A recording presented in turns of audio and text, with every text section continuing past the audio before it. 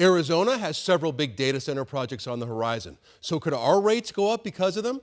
In an exclusive interview, 12 News asked that question to the man who runs our state's biggest utility.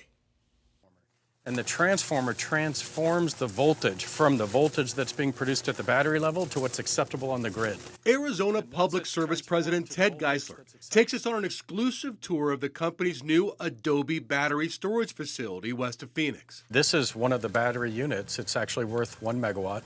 1 megawatt serves about 160 homes. The batteries sit right next to the massive 1,100-acre Adobe solar site, also recently brought online.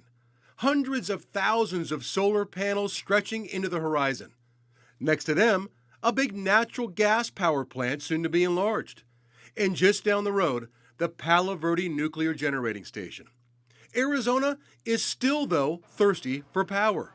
The valley set a record for electricity usage last year. And with multiple data centers coming online, APS has to raise its power generation by more than 50%.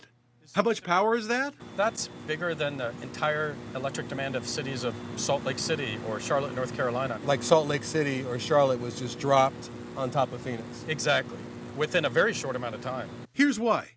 A typical big box store like a Walmart uses about 1 megawatt of electricity during the summer.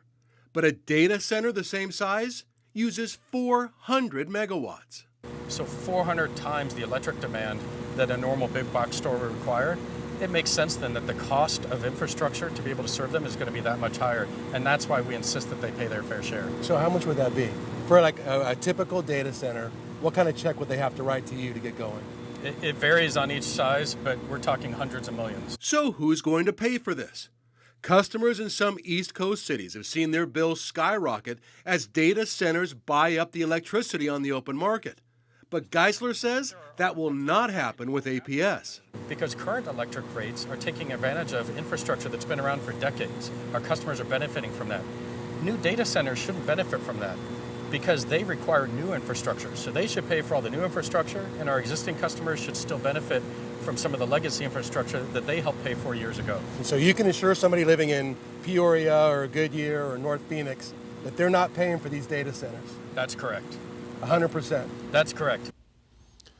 Geisler said the big data centers would only have to pay for that infrastructure to connect them to the grid.